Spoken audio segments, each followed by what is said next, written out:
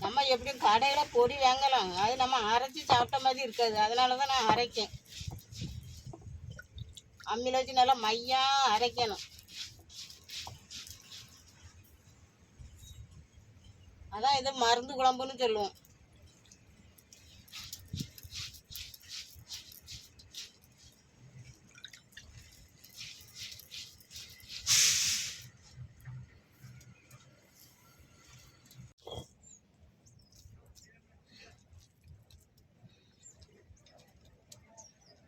அரைச்சாச்சு மக்கா வலிச்சிருக்கும்.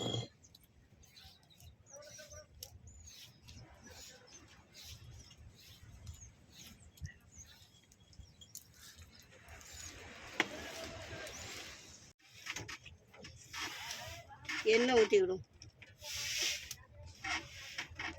கடுகு போட்டுக்கிடும், பெருஞ்சீரகம், வெந்தயம்,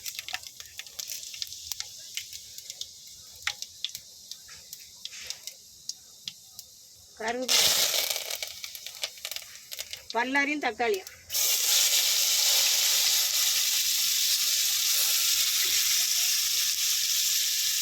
பூண்டு போட்டுக்கிடும்.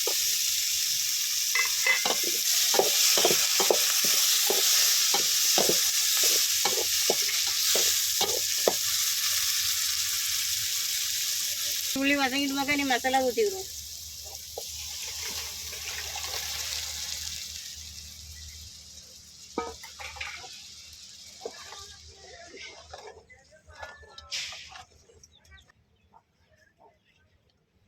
உப்பு போட்டுக்கிடுவோம்.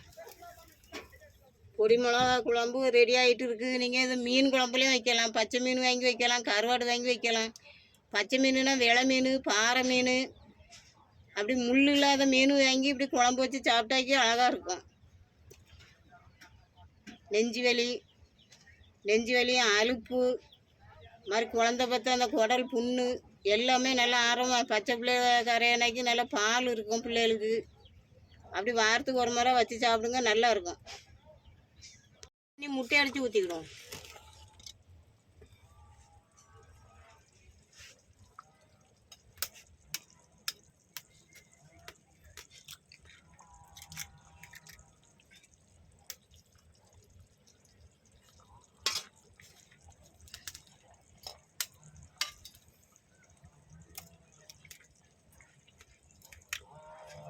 இப்படி முட்டையை ஊற்றினா தான் உடையாது, நம்ம எடுத்து வச்சு சாப்பிட்றதுக்கு நல்லாயிருக்கும்.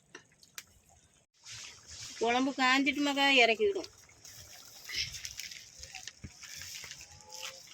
இது நம்ம கடையில் வாங்குத மசாலா வந்து நமக்கு அவ்வளவுக்கு டேஸ்ட்டாக இருக்காது. இது நம்ம அரைச்சி வைக்கிறதுனால நல்லா காட்டமாட்டும் இருக்கும். இதுமாதிரி சோறு போட்டு குழம்பு ஊற்றி சாப்பிட வேண்டியதுதான். சேனலையும் பாருங்க மக்கா. பிடிச்சிருந்தனாக்கி லைக் பண்ணிவிடுங்க, ஷேர் பண்ணிவிடுங்க.